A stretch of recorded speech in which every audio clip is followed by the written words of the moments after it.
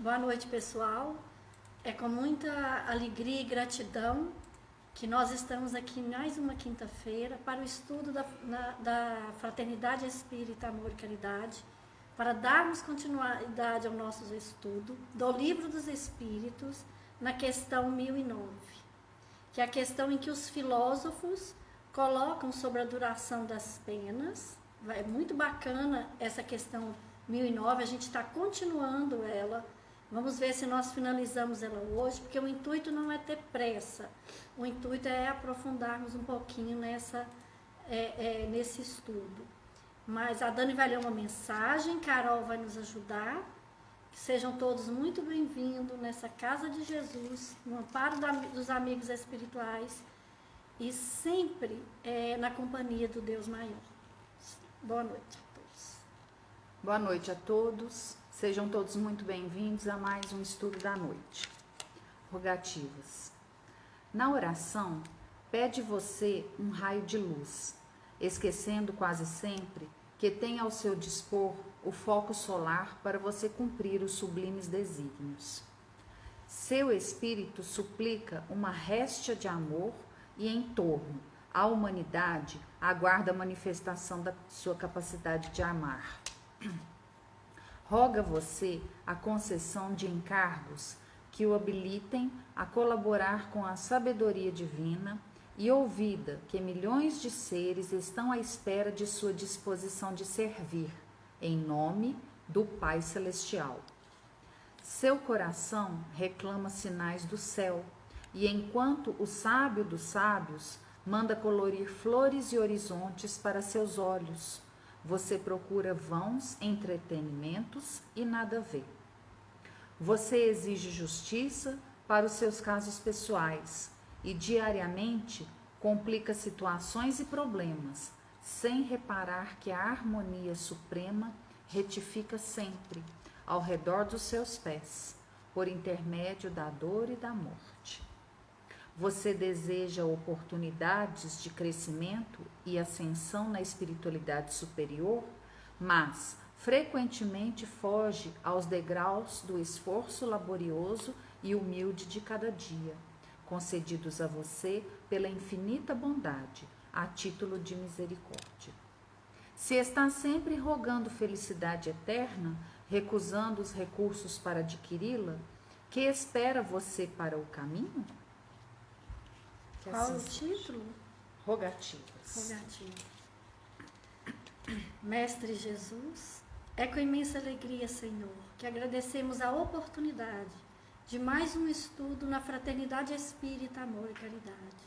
Agradecemos a Deus, ao Mestre Jesus, toda a equipe de Dr. Pedro Luiz, que nos fortalece, nos ampara e nos direciona para que nós possamos sempre aqui estar, renovando os conhecimentos, aparando as arestas, pedindo ao Deus maior que possa abrir os nossos caminhos.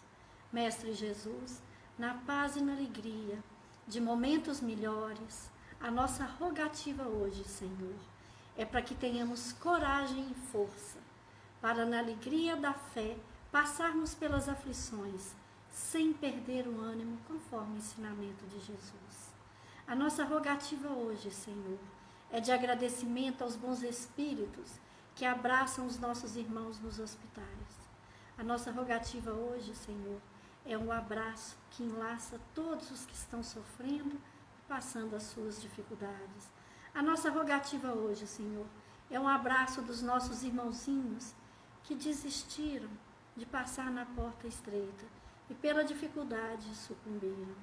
O nosso abraço hoje é para todos os irmãos que desencarnaram, vítimas de acidentes. O nosso abraço é um abraço do laço do amor do Cristo, paz no coração, amparo às aflições e a certeza de que nunca estamos sozinhos, que a luz do teu amor a todos envolva, que assim seja. Que assim seja. Boa noite, pessoal, dando continuidade ao nosso estudo, parte 4ª, capítulo 2, das penas e gozos futuros, duração das penas futuras. Questão 1009-C. Assim, as penas impostas jamais o são por toda a eternidade? Guerras de palavras, guerras de palavras. Ainda não basta o sangue que tendes feito correr. Será ainda preciso que se reacendam as fogueiras? Discutem sobre palavras, eternidade das penas, eternidade dos castigos. Ignorais então que o que hoje entendeis por eternidade não é o que os antigos entendiam e designavam por esse termo? Consulte o teólogo as fontes e lá descobrirá, como todos vós, que o texto hebreu não atribuía esta significação ao vocabulário que os gregos, os latinos e os modernos traduziram por penas sem fim, irremissíveis. Eternidade dos castigos correspondente à eternidade do mal. Sim, enquanto existir o mal entre os homens, os castigos subsistirão. Importa que os textos sagrados se interpretem no sentido relativo. A eternidade das penas é, pois, relativa e não absoluta. Chegue o dia em que todos os homens, pelo arrependimento, se revistam da túnica da inocência e desde esse dia deixará de haver gemidos e ranger de dentes.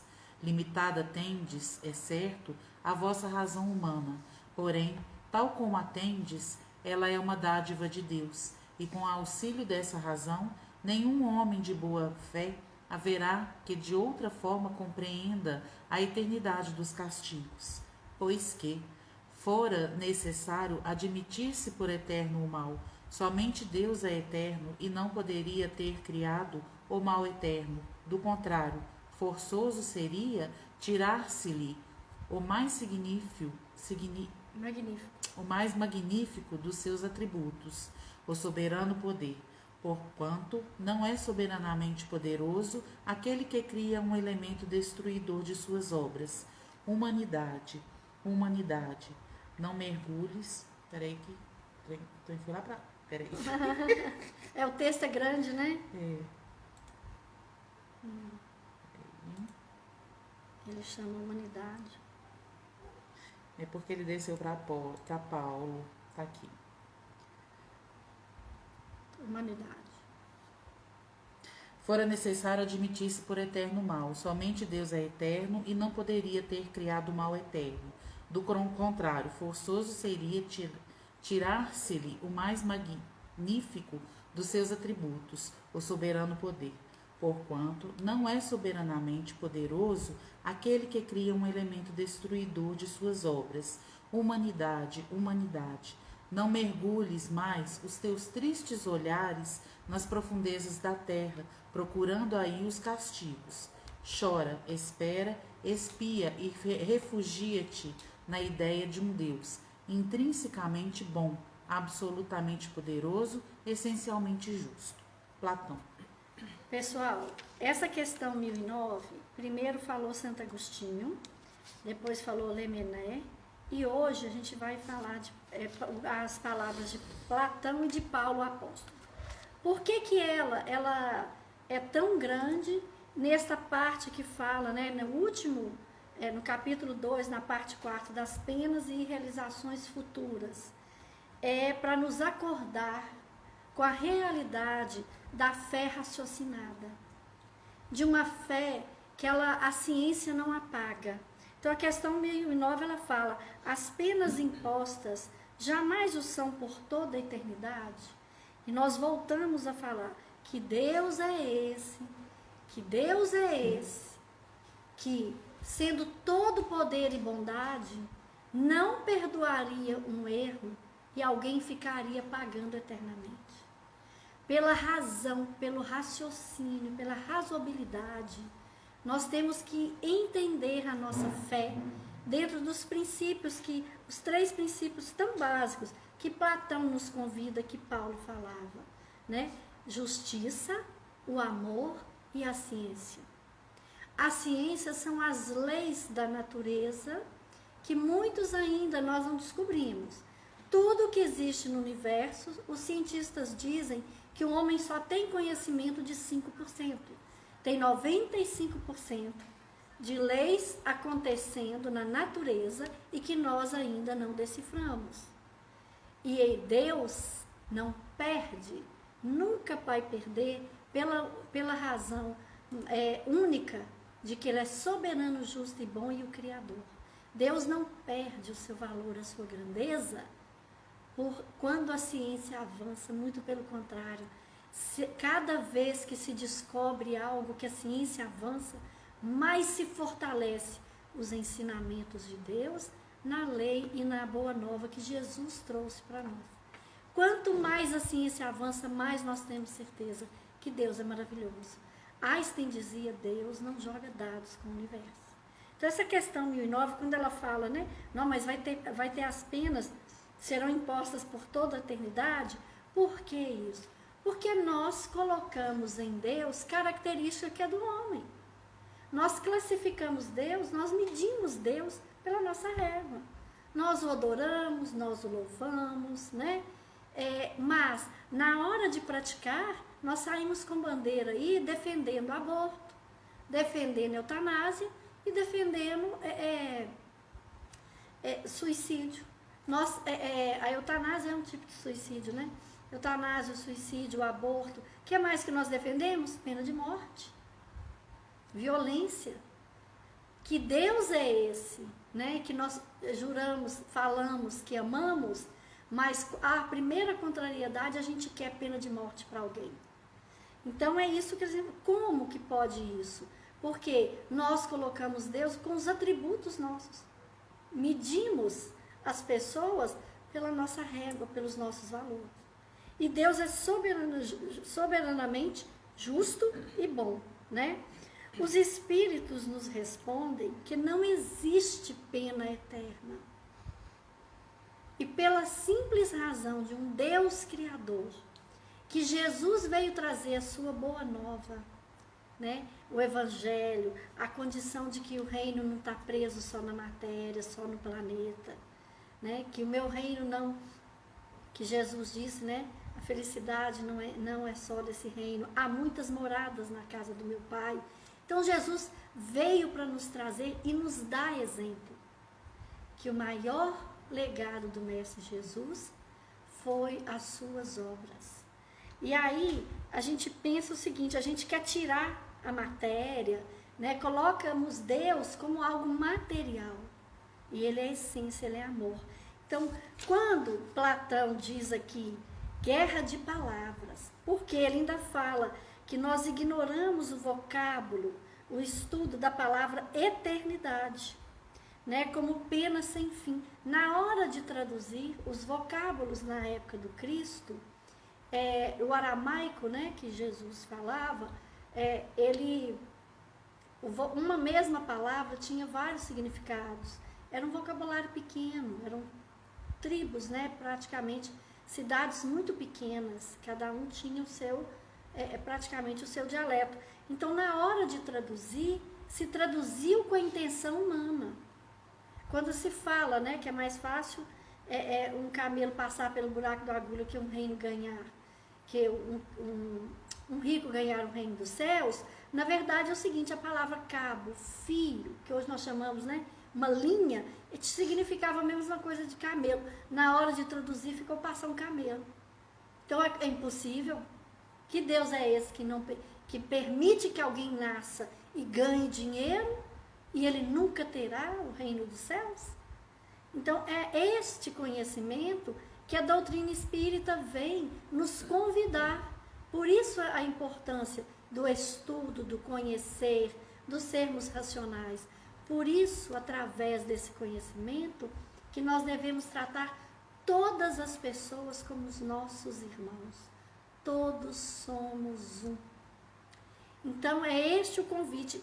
E Platão, gente, quem que foi Platão? Platão viveu mais ou menos entre 300, eu anotei aqui, ó, ele nasceu em 350 e poucos e morreu em 347 antes de Cristo. Ele foi discípulo de Sócrates. Sócrates foi condenado a beber cicuta porque ele defendia que sempre existia uma essência além da matéria. Ele sempre defendeu a ideia do espírito. E ele foi acusado de perverter a juventude, porque ele falava para os jovens, porque ele dizia que precisávamos educar os jovens, né?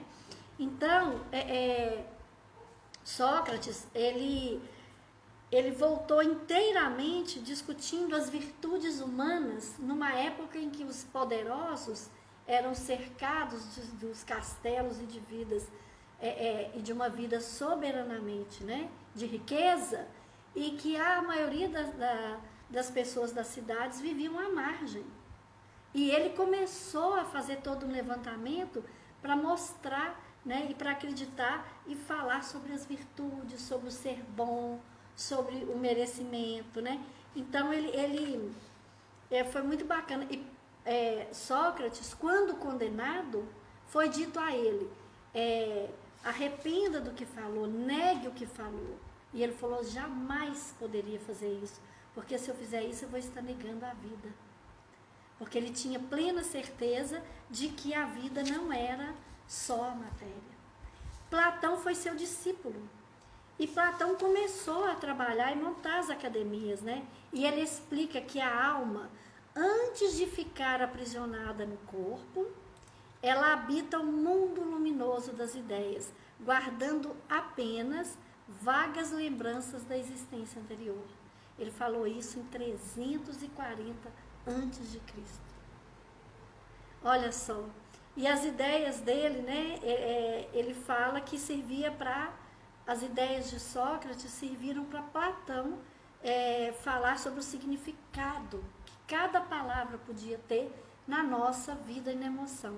Então Platão dizia: as coisas desfazem-se em pó, as ideias ficam. 340 a.C., né? E aqui Platão vem como um dos espíritos que vem dar instrução ao questionamento feito pela equipe e Kardec. Então, quando ele fala, né, sobre, nossa, as penas impostas jamais o são por toda a eternidade, por isso que ele começa guerras de palavras, aquela tradução que é feita com o olhar humano e não na verdadeira palavra, sentido da palavra. Por que isso é importante hoje? Porque hoje a gente fala que está todo mundo com muito mimimi, né? Porque nós ficamos presos na letra.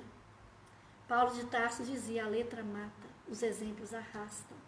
Foi o que o Cristo fez, os exemplos. Tudo que ele falou, ele falava palavras simples, não escreveu uma só linha, mas os seus exemplos, nas palavras que ele falou durante 3 anos, nunca mais permitiu que a esfera da Terra fosse a mesma. Então, é essa braveza que Platão fala aqui, né? Como que pode um homem da eternidade, que criou, que é eterno, que criou a humanidade, ele pode falar que um castigo é eternamente? Ele não criou ninguém para fazer o mal. Deus não criou ninguém para o mal. Então, aqui mostra a importância do arrependimento, a importância de buscarmos o conhecimento para as virtudes necessárias. Platão, Sócrates, Aristóteles, né? Depois veio Pitágoras, todos eles falavam. Pitágoras dizia, isso está na primeira enciclopédia catalogada que foi encontrada de Epicuro, na Grécia Antiga. Pitágoras dizia que ele via aquele senhorzinho que era o guia dele. Ele estava falando do amigo espiritual que ele via e que o acompanhou sempre. E tanto que ele dizia que as ideias não eram dele, que era desse amigo que o acompanhou, que dividia o conhecimento com ele.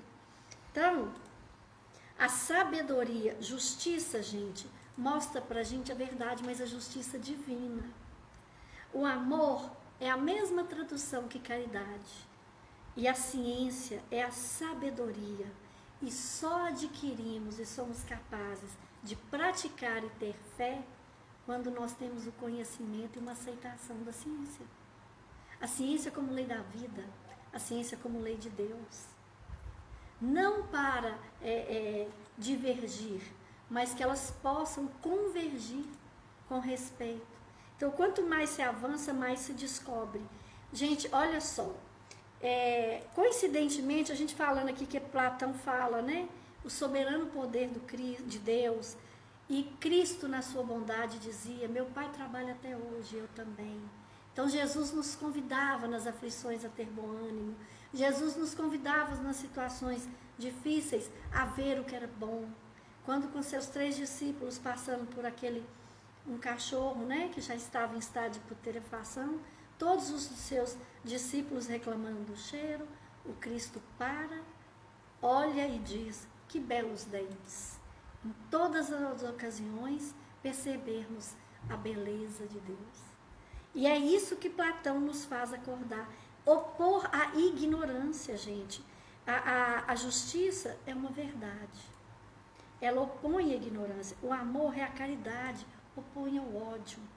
E a fé, o conhecimento, a ciência que nos traz sabedoria, ela é a oposição de uma injustiça. Quanto mais conhecimento nós temos, menos injustiça nós causamos e provocamos. Isso já está comprovado por países que têm alto grau de IDH, desenvolvimento humano, de intelectualidade, de grau de escolaridade, a violência é muito menor. Então, lembrando disso, hoje eu encontrei uma história muito linda. Um jovem de 10 anos foi operado, ele tinha tumor duplo cerebral. Então, essa cirurgia que foi feita, esse médico, ele decidiu, colocou um piano e um músico tocando música clássica enquanto ele fazia a cirurgia, e toda a movimentação cerebral sendo mapeada, né, para ver a atividade cerebral. O menino tomou anestesia geral, isso aconteceu na Itália, esse ano, durante a pandemia. A gente está falando aqui do conhecimento que traz sabedoria e é a base da nossa fé. Fé cega é cego, guiando o cego. A fé verdadeira é só aquela que encara a razão face a face, que entende a história, que não julga, mas que nós possamos entender que toda a evolução da Terra, da humanidade, ela nos educa. Os erros não são para que nós possamos julgar, são para que nós possamos aprender a não fazer mais. Então, esse jovem, sendo operado aos 10 anos, tomou anestesia geral, e uma equipe médica fazendo mapeamento cerebral, colocou um piano e um músico que foi tocando em Salese, na Itália. E diz o seguinte, que eles reportaram e foram analisando durante toda a cirurgia que o menino reagia à melodia, e isso foi mapeado pela atividade elétrica do cérebro dele, conforme ia tocando a música. E eles falaram o seguinte, que essa atividade cerebral, que era notada nos pulsos elétricos, ela parava quando o músico parava para começar outra música. Então ele reagia à música. E isso foi colocado nas agências internacionais, rodou o mundo. E aí ele fala, o médico, apesar de estar sob anestesia total, o cérebro percebeu a música.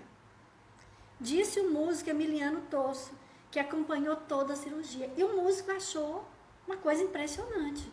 E conforme a música se agitava, a movimentação era maior, conforme a parte da composição da música era mais tranquila, a movimentação das ondas cerebrais também era diferente.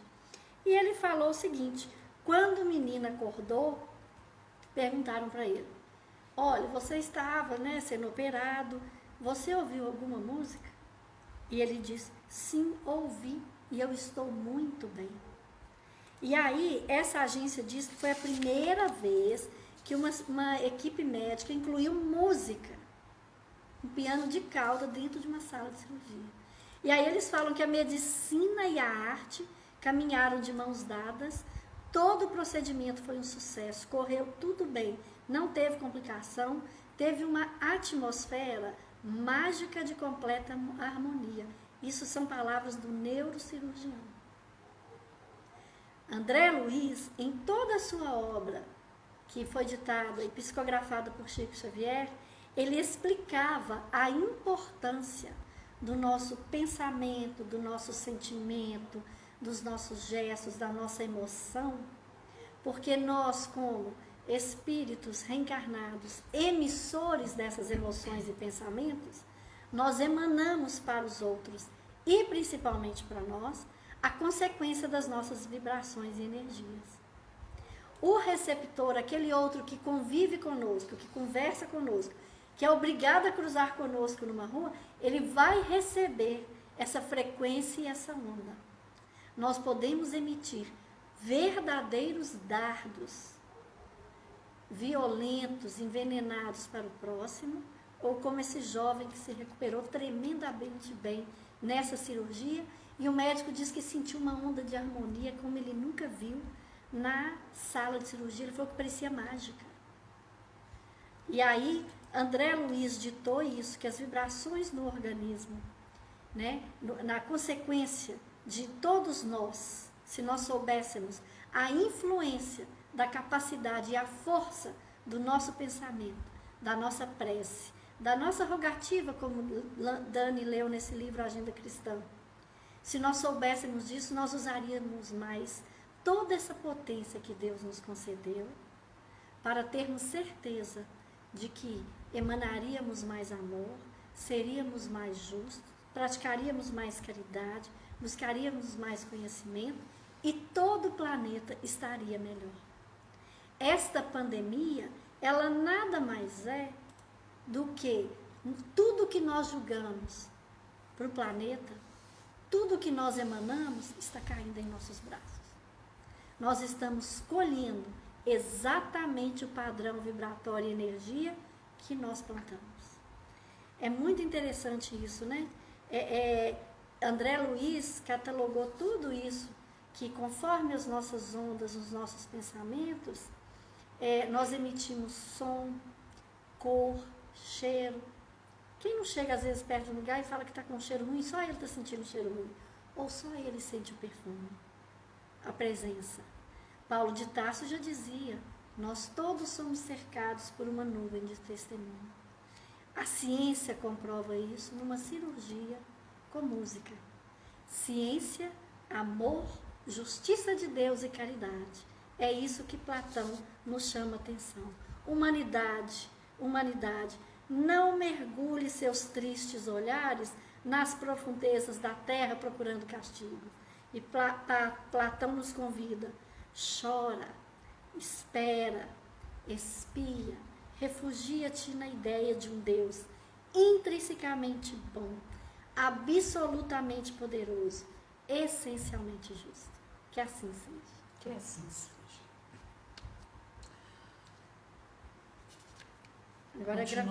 Agora é Paulo de Tarso, na mesma questão, ele respondendo sobre as penas eternas. Sim. Gravitar para a unidade divina, eis o fim da humanidade. Para atingi-lo, 3 coisas são necessárias: a justiça, o amor e a ciência. 3 coisas lhe são opostas e contrárias: a ignorância, o ódio e a injustiça. Pois bem, digo-vos em verdade que mentis a estes princípios fundamentais, comprometendo a ideia de Deus, com lhes exagerardes a severidade. Duplamente a comprometeis, deixando que no espírito da criatura penetre a suposição de que há nela mais clemência, mais virtude, amor e verdadeira justiça, do que atribuis ao ser infinito.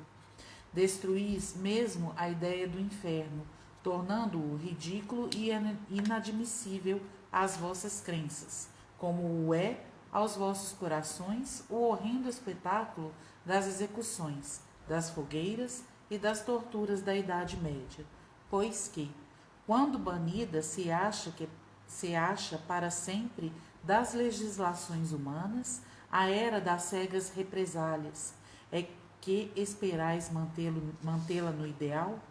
Ou, crede-me, irmãos em Deus e em Jesus Cristo, crede-me, eu vos resignais a deixar que pareçam nas vossas mãos todos os vossos dogmas, de preferência a que se modifiquem, ou então vivificai-os abrindo-os aos benfazejos eflúvios que os bons, neste momento, derramam neles. A ideia do inferno, com as suas fornalhas ardentes, com as suas caldeiras a ferver, pode ser tolerada, isto é, perdoável num século de ferro. Porém, no século XIX não passa de vão fantasma próprio, quando muito para amedrontar criancinhas, e em que estas, crescendo um pouco, logo deixam de crer. Pessoal, a gente vai dar uma paradinha aqui, porque vale muito a pena refletir quando Paulo vem responder sobre essa ideia de pena eterna, né? Isso é tão sério porque Deus, causa primária de todas as coisas, soberanamente justo e bom. E aí Paulo diz, meu Deus, nós precisamos gravitar à unidade divina, nos colocarmos enquanto humanidade próximos a Deus, podermos viver um pouco mais leves e melhores, brigar menos, xingar menos.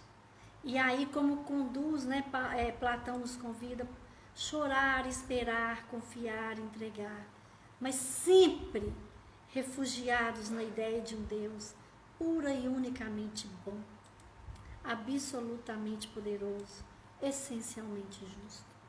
Então as torturas da Idade Média não cabem mais. Que Deus é esse que, em nome de uma religião, se tortura? Que Deus é esse que nós damos a desculpa de julgar para subjugar, humilhar e tornar com que pessoas da sociedade se tornem invisíveis? Que Deus é esse? Que fé é essa? Que religião é essa? E nós estamos falando para todos nós, porque nós nos pegamos às vezes com atitudes que nos chocam. Oh, meu Deus, não é possível que eu fiz isso, não acredito que eu falei. Não é possível que ainda hoje a gente vê isso acontecer. Há mais ou menos 2 anos, uma mãe colocou veneno no leite de um filho de 16 anos por causa da sua opção sexual.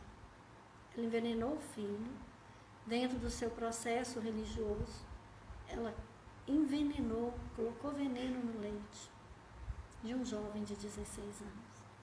Nós estamos aqui presos nas torturas da Idade Média.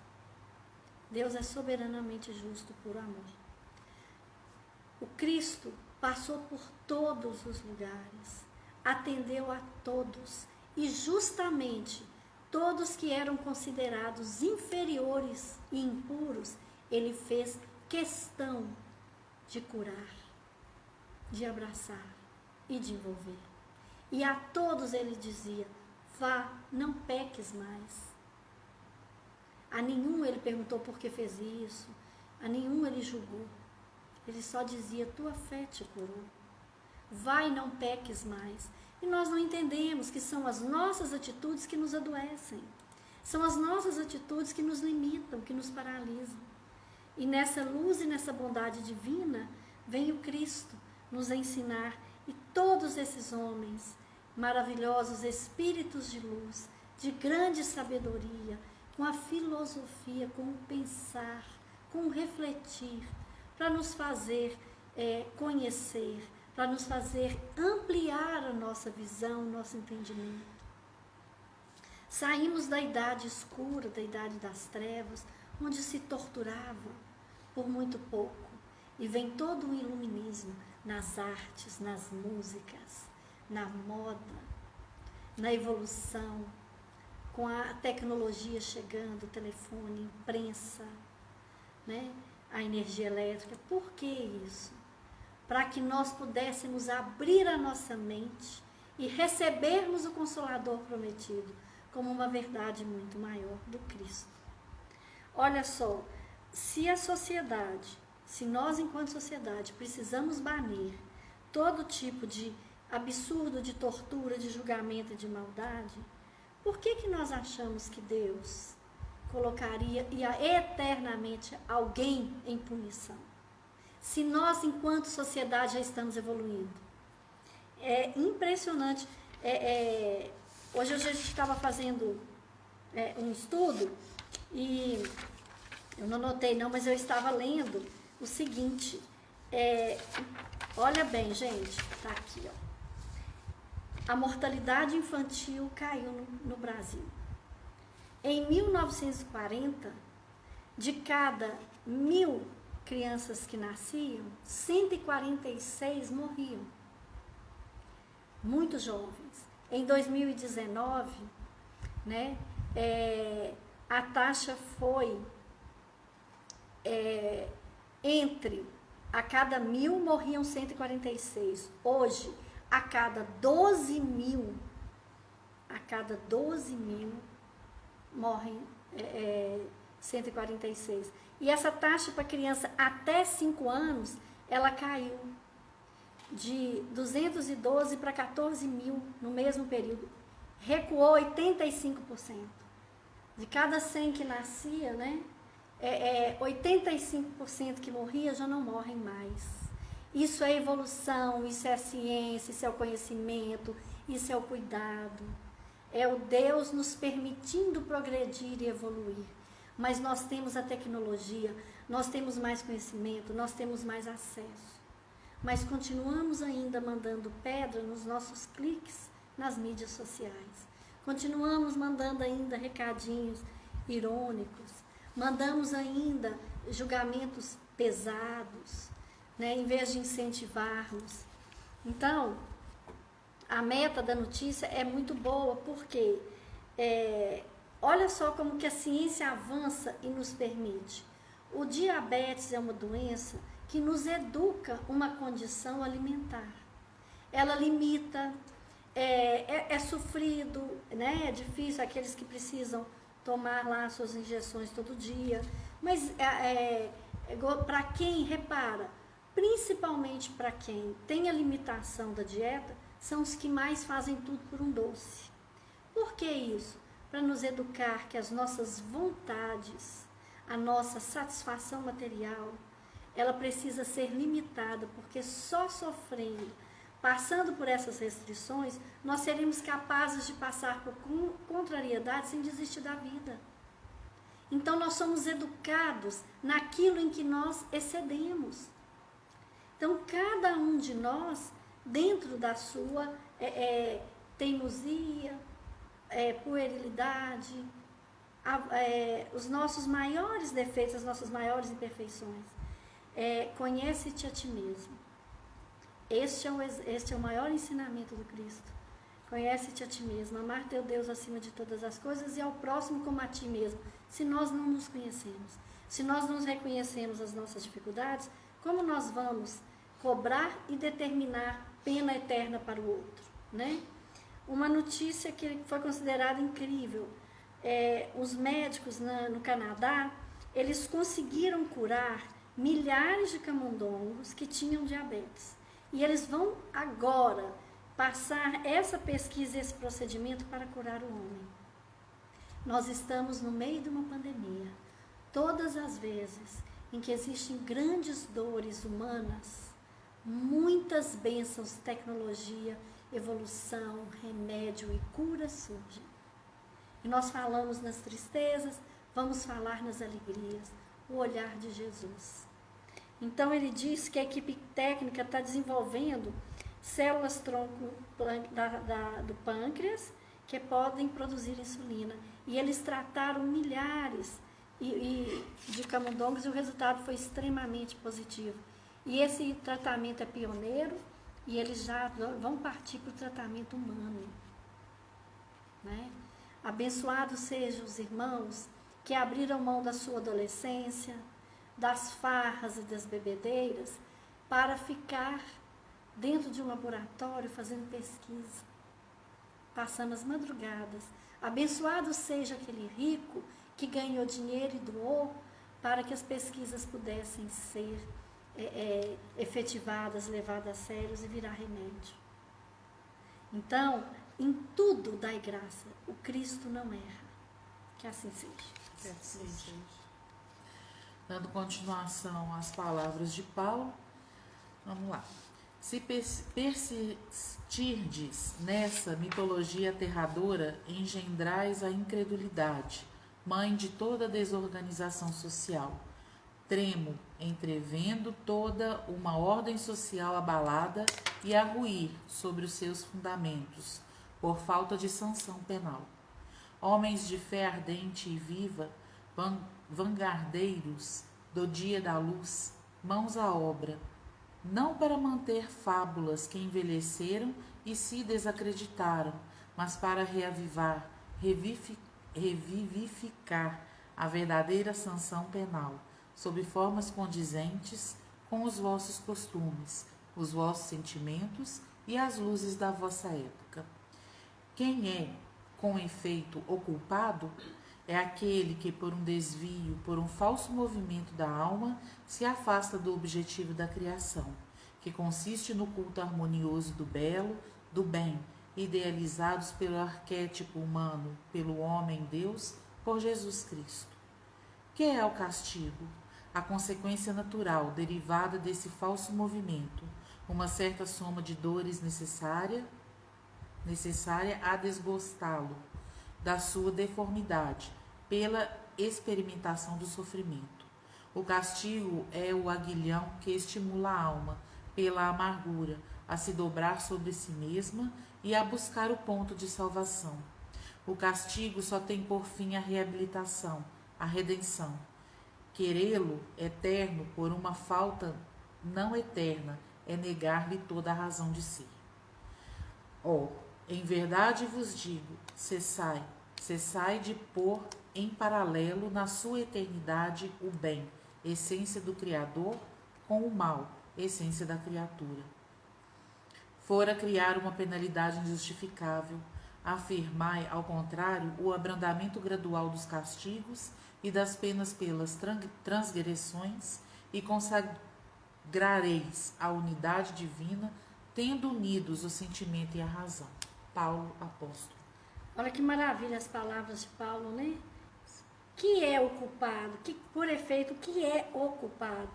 É aquele que, por um desvio, um falso movimento da alma, afasta o objetivo da criação, que é o bem, do belo e do bom, pelo homem, por Jesus Cristo. O culpado é aquele que se desviou dos ensinamentos do Cristo. O que é o castigo? A consequência natural do falso movimento que esse homem, que desviou do bem e do belo dos ensinamentos do Cristo, é a sua deformidade. E aí Paulo vem nos chamar, né? Nos chamar a atenção no seguinte: olha só, o bem é a eternidade, Deus. O que é o mal? É exatamente a essência da criatura. Essência do Criador, Deus, o bem. Quem pratica o mal? O homem. É a criatura. Quando nós falamos que o mal pertence ao homem e não pertence a Deus, é porque espíritos de luz traduziram isso para a gente quando foi codificado a verdade que Jesus, o Cristo, nos disse, que quando tivéssemos capacidade e conhecimento e merecimento, viria até nós este conhecimento. E é uma coisa muito séria, que se nós traduzirmos o que o Paulo de Tarso fala aqui, é o seguinte: olha só, por que o homem quer, né, que o castigo seja eterno? Alguém erra eternamente? Ninguém. Todos nós um dia cansamos de errar e passamos a praticar o bem. O mal é consequência do homem, não de Deus. Gente, uma coisa incrível. Algumas blogueiras juntaram na cidade de Brasília e começaram, duas delas dão aula em escola pública e começaram a receber da mãe de aluno pedido de comida, cesta básica, porque os meninos não estavam indo para a escola, eles não estavam recebendo e demorou a distribuir lá. Então elas viraram e falaram o seguinte: onde era o segundo maior lixão do mundo lá, ficaram muitas pessoas carentes morando naquela região. O que elas fizeram? Elas usaram todas as mídias que elas tinham como blogueiras e influenciadoras digitais, influencers digitais, e começaram a pedir que as pessoas enviassem para elas cesta básica, alimento para constituir cesta básica, algo para as crianças enquanto estavam na pandemia. Elas pararam de postar muita coisa que elas faziam antes de moda, de make, né? E começaram a postar os pedidos das mães. Com isso, elas conseguiram reunir mais de 860 cestas básicas. E com isso, elas começaram a descobrir a necessidade dessas crianças também. Aí elas decidiram, elas ficaram tão emocionadas e se apaixonaram pela ideia, que várias delas se uniram e investiram, criaram uma causa, né? Começaram a pedir doações para cesta de brinquedos, alimentos para o Natal. Então elas tiveram uma ideia e virou e falou o seguinte: olha, a gente quer acender a chama da esperança e da alegria no coração de suas famílias. Doe. Elas usaram esse jargão. Quando a gente começa a ler, você pensa assim: nossa, né? A esperança da alegria no coração de sua família, você pensa que é quem vai receber. E elas criaram esse bordão para que aqueles que estão ajudando possam entender que sua família vai ficar muito mais feliz se ela participar mais da vida em sociedade, que ela passa a ter a essência do Criador. E aí esse projeto delas, né, elas falam que começou tudo no princípio pedindo, e que a campanha começou muito pequena, que elas achavam que não iam avançar muito, mas quando elas assustaram, isso se ampliou de uma tal forma absurda. E aí elas falaram o seguinte: olha, a gente quer contar com o auxílio das pessoas para permitir que esse ano, que é muito desafiador, e olha que bacana, as palavras mostram o que nós temos no coração. Né? Por que a gente fala, esse ano é um ano perdido, é um ano difícil, esse ano é um ano sofrido? E elas falaram: não, esse ano foi um ano desafiador, um ano de grandes oportunidades. E que ela achou o seguinte, que elas queriam e querem dar oportunidade que a gente termine o ano com mais leveza, fazendo bem. É o famoso tapa de luvas, né? Terminemos o ano fazendo bem. Olha que beleza. Assim nós estaremos colocando em nosso enfeite de Natal aquela mágica da harmonia que o músico sentiu naquela sala de cirurgia quando tocava, para que todos da equipe, inclusive a criança que todo mundo acredita, o seu corpo anestesiado, mas na essência, no seu espírito, aproveitando as energias da música. Então, este é o ensinamento, né, gente? O que o Paulo de Tarso vem nos explicar? Exatamente isso. Né? Que Deus, se nós julgamos uma pena eterna para alguém, ninguém erra eternamente. Nesse momento, nós estamos deixando de ser filhos do Criador. Que assim seja. Que assim seja. Vamos lá? Então, agora a gente vai ler na visão de Allan Kardec. Com o atrativo de recompensas e temor de castigos, procura-se estimular o homem para o bem e desviá-lo do mal. Se esses castigos, porém, lhe são apresentados de forma que a sua razão se recuse a admiti-los, nenhuma influência terão sobre ele. Longe disso, rejeitará tudo, a forma e o fundo. Se, ao contrário, lhe apresentarem o futuro de maneira lógica, ele não o repelirá. O Espiritismo lhe dá essa explicação. A doutrina da eternidade das penas, em sentido absoluto, faz do ente supremo um Deus implacável. Seria lógico dizer-se de um soberano que é muito bom, muito magnânimo, muito indulgente, que só quer a felicidade dos que o cercam, mas que ao mesmo tempo é cioso, vingativo, de inflexível rigor e que pune com o castigo extremo as 3/4 partes dos seus súditos, por uma ofensa ou uma infração de suas leis, mesmo quando praticada pelos que não as conheciam. Não haveria aí contradição? Ora, pode Deus ser menos bom do que o seria um homem? Outra contradição, pois que Deus tudo sabe, sabia, ao criar uma alma, se esta viria a falir ou não. Ela, pois, desde a sua formação, foi destinada à desgraça eterna. Será isto possível, racional? Com a doutrina das penas relativas, tudo se justifica. Deus sabia, sem dúvida, que ela faliria, mas lhe deu meios de se instruir pela sua própria experiência, mediante suas próprias faltas. Você quer que continue, Denise? Tem mais 2 partes. Vamos parar aqui um pouquinho? Só um Tá. pouquinho. Aqui, olha, Deus sabia, sem dúvida, né? Que nós, pelas nossas dificuldades, nós faliríamos, erraríamos. Mas Ele também nos deu o meio de nos instruir pela nossa própria experiência. Porque quando dói, né? Como diz aquela música, né? Cura onde dói. Cura onde dói. Porque quando dói, é o convite para nos chamar a atenção. É o sintoma. Né? Então, a causa de onde doeu, que nós chamamos Deus e os bons espíritos para nos curar, onde dói, onde está doendo, é onde nós machucamos em alguém.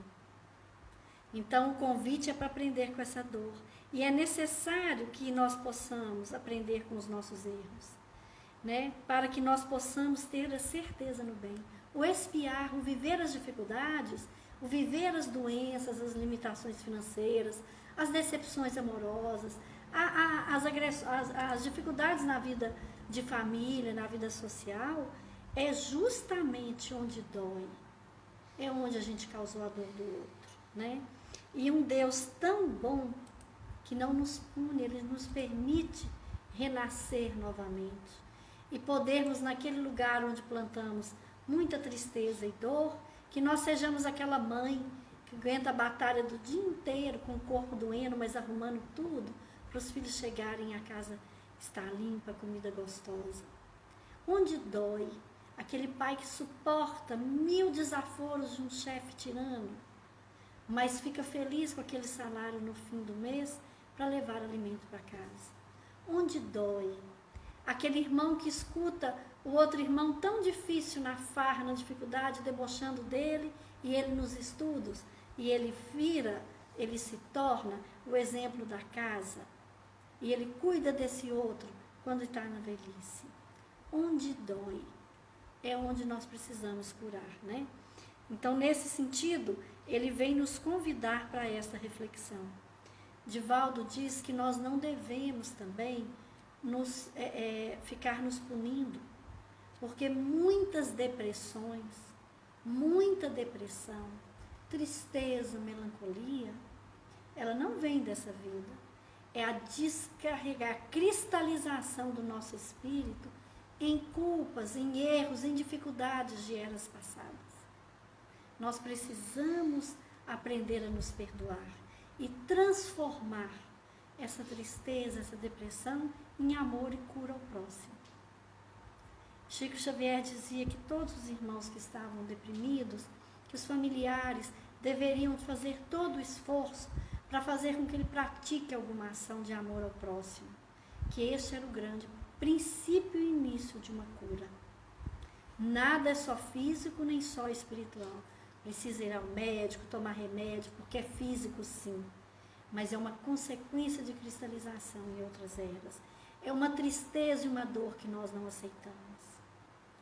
Então, por trás de toda dor tem um remédio. Por trás de toda dor tem um grande ensinamento. E nós vamos aprendendo a passar por essas dificuldades.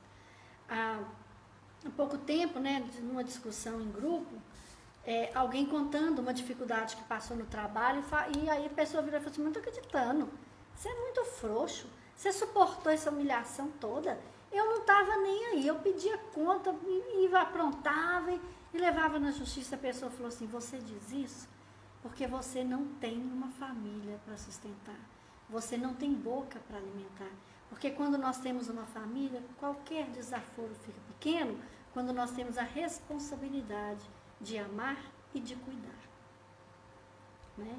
Então, nesse sentido, a gente precisa muito acordar para os ensinamentos de Kardec. Deus dizendo, e sabia que onde nós erramos. Nós sabemos onde os nossos filhos têm dificuldade, né? Mas nós, como pais também, sabemos que tem hora que a gente vai precisar deixar eles errarem, para depois, com aquele erro, eles aprenderem. E nós estaremos de braços abertos, assim como Deus e Jesus. Vamos lá? Continuando. É necessário que expie seus erros para melhor se firmar no bem, mas a porta da esperança não se lhe fecha para sempre, e Deus faz que, dos esforços que ela empregue para o conseguir, dependa a sua redenção. Isto toda gente pode compreender e a mais meticulosa lógica pode admitir, menos céticos haveria se deste ponto de vista fossem apresentadas as penas futuras. Na linguagem vulgar, a palavra eterno é muitas vezes empregada figuradamente para designar uma coisa de longa duração, cujo termo não se prevê, embora se saiba muito bem que esse termo existe. Dizemos, por exemplo, os gelos eternos das altas montanhas, dos polos, embora saibamos de um lado que o mundo físico pode ter fim e de outro lado que o estado dessas regiões pode mudar pelo deslocamento normal do eixo da Terra ou por um cataclismo.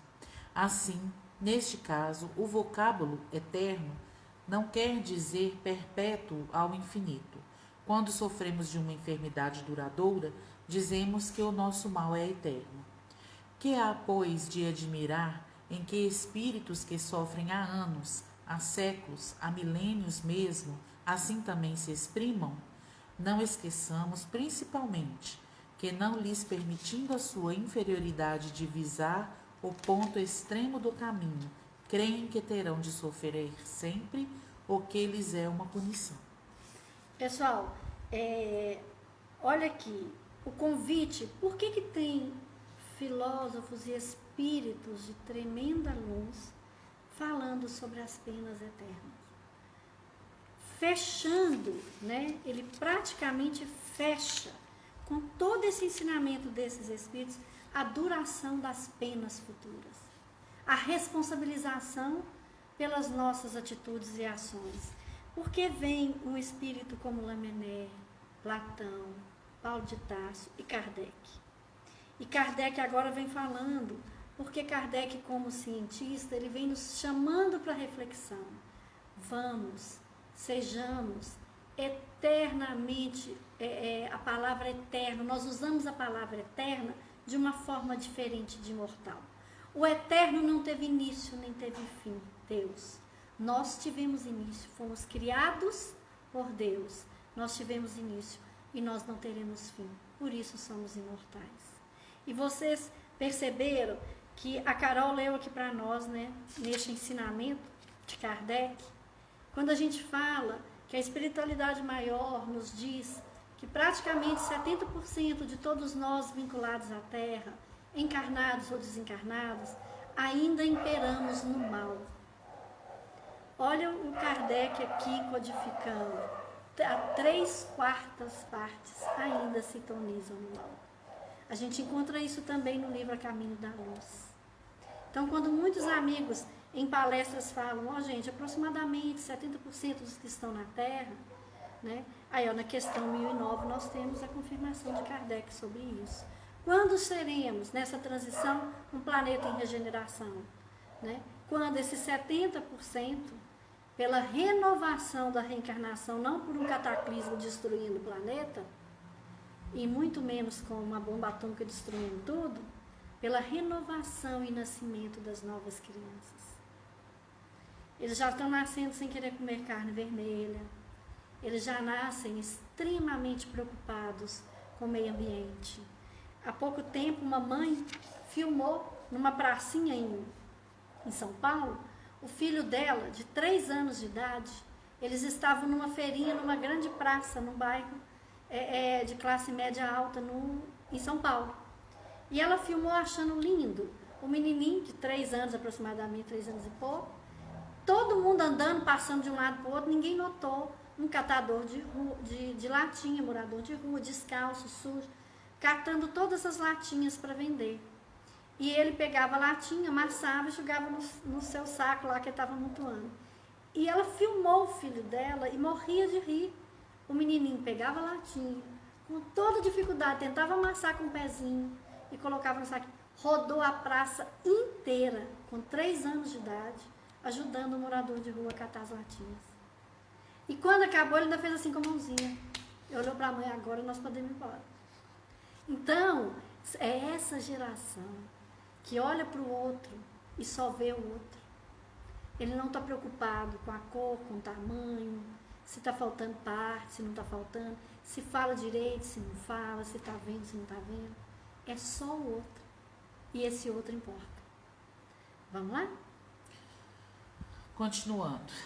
Demais, a doutrina do fogo material, das fornalhas e das torturas, tomadas ao tártaro do paganismo, está hoje completamente abandonada pela alta teologia, e só nas escolas esses aterradores quadros alegóricos ainda são apresentados como verdades positivas por alguns homens mais zelosos do que instruídos, que assim cometem grave erro, porquanto as imaginações juvenis, libertando-se dos terrores, poderão ir aumentando o número dos incrédulos. A teologia reconhece hoje que a palavra fogo é usada figuradamente e que se deve entender como significando fogo moral. Os que têm acompanhado, como nós, as peripécias da vida e dos sofrimentos de além-túmulo, através das comunicações espíritas, hão podido convencer-se de que, por nada terem de material, eles não são menos pungentes. Mesmo relativamente à duração, alguns teólogos começam a admiti-la no sentido restritivo acima indicado e pensam que, com efeito, a palavra eterno se pode referir às penas em si mesmas, como consequências de uma lei imutável, e não à sua aplicação a cada indivíduo. No dia em que a religião admitir esta interpretação, assim como algumas outras também decorrentes do progresso das luzes, muitas ovelhas desgarradas reunirá. Nossa, que lindo! Olha bem que interessante, né? Como que ele usa a ciência, né? Porque Kardec trabalha com a ciência, ele era matemático, pedagogo, né? Professor de química, de física, diretor de escola, trabalhou com Pestalozzi, e ele sabe codificar. Não é à toa que ele foi o codificador da comunicação dos espíritos. E o espiritismo, gente, ele não veio trazer nada novo. Ele veio nos lembrar que precisamos ser cristãos, como os cristãos redivivos da época que Jesus aqui esteve. Nós contamos aqui Platão, Sócrates, né? Aristóteles, mais ou menos lá 470 anos, 500 antes de Cristo, já se falava. No Egito, os primeiros povos, né? Eles já se falavam. Então, que tem algo a mais. Quando aqui fala que é no dia que a religião admitir a interpretação de que nós não somos só essa matéria, assim como outras também decorrentes do progresso das luzes, a ciência, muitas ovelhas desgarradas se reunirá. Qual o motivo das nossas brigas, mazelas e indiferença? Qual o motivo do nosso desespero diante da dor? Nós temos aflição, como diz Platão, chora, expia, né? Ele falou tão verdadeiro, né? Refugia, espera, trabalha, como diz Paulo de Tarso, né? Trabalha, confia, ama e espera. O conselho de Abigail a Paulo de Tarso. Então, é porque é legítimo os nossos sentimentos, aflições, tristezas e dificuldades, mas mais legítimo é o amor de Deus por nós. Pessoal, a comunidade espírita de Brasília, ela tem uma equipe muito bacana que eles têm feito várias lives. E a Vanessa Moon, ela sempre trabalha com a Maíse Braga, que eu gosto muito de assistir. E ela fala com muita firmeza, com muita fé, sabe, com muito conhecimento, que sabe que não é castigo e não é pena, sobre o filho dela de 17 anos que desencarnou. Então ela tem 3 filhos, né? E como diz ela, eu tenho 3, e um está no plano espiritual. E ela ela leu hoje uma carta, que no exato momento em que o caixão do filho estava descendo no cemitério para ser enterrado, ela disse que, como conhecedora da doutrina e a fé do Cristo que ela teve a oportunidade de viver, que ela escreveu, ela fala, não pergunte como, eu estava no cemitério, o caixão do meu filho descendo, a única coisa que eu sei é que eu agachei e eu escrevi. E ela escreveu exatamente, ela falou o seguinte, o que ela chama, que foi a forma como ela fez a prece para o filho dela. Ela conta que pedia, né, para que pudesse comunicar para ele ficar bem, e ela sempre pedia para ele, fique firme, não fique preso às coisas da terra. E ela conta que sonhava e falava assim, que alegria, mas já está na hora de acordar, eu vou acordar e você vai seguir o seu caminho. Vai lá, aprende, seja um menino do bem, use a sua alegria para ajudar jovens que desencarnaram como você, para que você possa amparar, porque você já tem um conhecimento que a vida é imortal. Não venha atrás de mim não, meu filho. Agora eu vou voltar, vou acordar, e você vai ficar trabalhando na esfera espiritual. Olha a força dessa mãe. E sabe o que ela escreveu nessa carta? Olha o que ela escreveu, que foi uma coisa tão emocionante. Gente, ela foi falando, né? Eu fui tentando copiar alguns trechos, mas que vale muito a pena. Imagine você, mãe, nós temos a nossa fé, nós temos a nossa certeza, se nós teríamos a coragem, né? A certeza e a firmeza de falar como ela falou. E ela disse o seguinte, que ela escreveu e falava para o filho dela, no cemitério, na hora que o caixão estava descendo. Meu filho, são as palavras mais tristes que escrevi até hoje, são versos de saudade. Foi lindo te ver acordar todos os dias por 17 anos, todos os dias nessa breve vida pude ver o teu sorriso e te abraçar.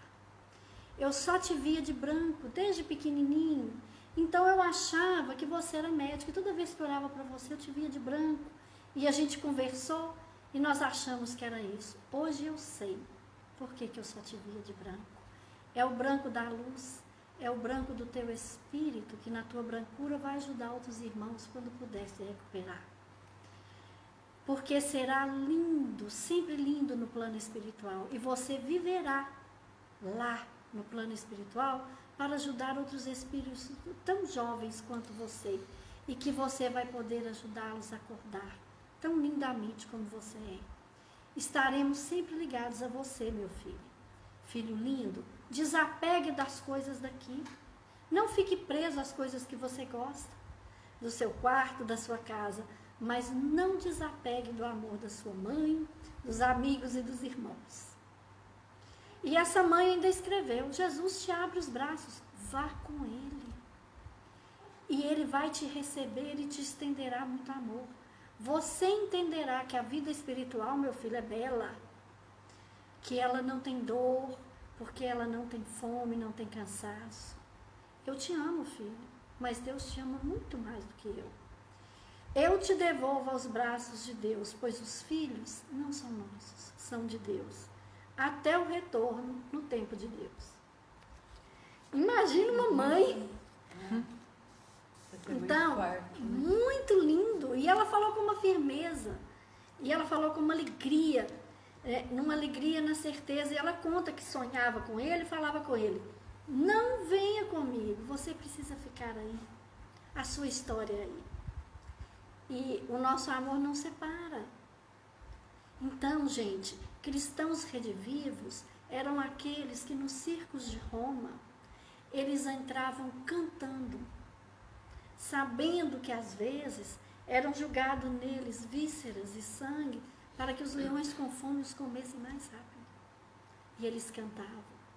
No livro Ave Cristo, da coleção dos romances de Emmanuel, a espiritualidade dizia que Jesus os vinha receber e eles cantavam em louvor.